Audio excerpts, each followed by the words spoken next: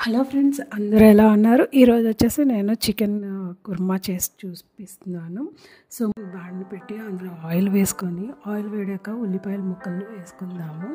ఉల్లిపాయల ముక్కలు కొంచెం గోల్డెన్ బ్రౌన్ కలర్ వచ్చేంత వరకు మనము ఫ్రై చేసుకోవాలి. సో దీనికి కొంచెము కుర్మా కాబట్టి కొంచెము ఆయిల్ ఎక్కువ పడుతుంది. సో మనము కొంచెము సాల్ట్ కూడా యాడ్ చేసుకొని మూత పెట్టేసి బాగా సిమ్లోని ఫ్రై చేసుకుంటూ ఉండాలన్నమాట. అంటే అవి రంగు మారేంత వరకు మనము వేయించుకోవాలి. ఆ తర్వాత అల్లం వెల్లుల్లి పేస్టు, కరివేపాకు వేసుకొని బాగా కలుపుకోవాలి. అలాగే కొంచెం పసుపు కూడా వేస్తే టేస్ట్ బాగుంటుంది. ఫ్రై అయ్యాక టమాటా ముక్కలు కూడా సన్నగా కోసి బాగా కలుపుకోవాలి.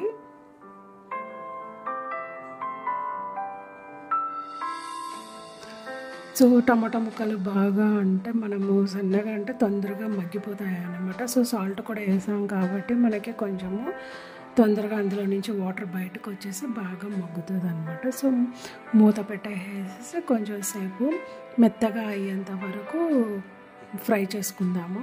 ఆ తర్వాత చేసి పెట్టుకున్నటువంటి కొబ్బరి పేస్టు అందులోకి కలిపేయాలి. దాన్ని కూడా కొంచెం మూత పెట్టి కొంచెం బాగా ఉడికించుకోవాలన్నమాట.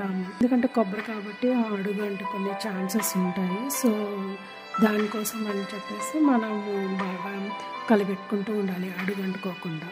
సో ఇది ఒక 5 minutes టైం పడుతుంది. లేదు అంటే టేస్ట్ మారిపోతుంది అడుగు అంటుకున్న తర్వాత. సో సరిపడా గ్రేవీకి సరిపడే కారం వేస్తున్నాను. కొంచెం ఎక్కువ తినాలి కారము, మాకు స్పైస్ ఎక్కువ కావాలన్న వాళ్ళు 2-3 స్పూన్స్ ఎక్స్ట్రా యాడ్ చేసుకోవచ్చు. నాకైతే ఇక్కడ ఈ స్పైస్ సరిపోతుంది కాబట్టి 1 స్పూన్ వేసాను.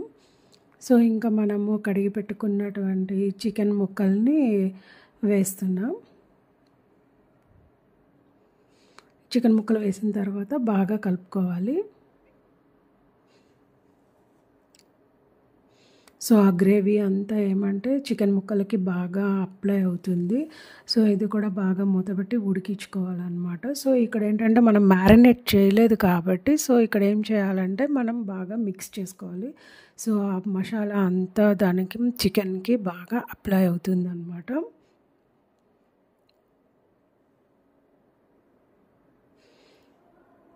ఇది మనకి ఎటువంటి వాటర్ అంతా మనకి బయటకు వచ్చేస్తుంది కాబట్టి మూత పెట్టి ఉడికించుకుంటూ ఉండాలి. దీన్ని చిన్న మంట మీద ఉడికిస్తే మాడిపోకుండా బాగా మగ్గించుకోవాలన్నమాట.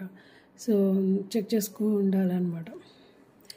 సో చెక్ చేసుకొని చూసారు కదా, వాటర్ అంతా బయటికి వచ్చేస్తూ ఉంటుంది అనమాట.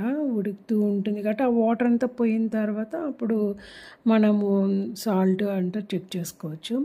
సో మంచి మాట అయితే చెప్పాలనుకుంటున్నాను ఫ్రెండ్స్.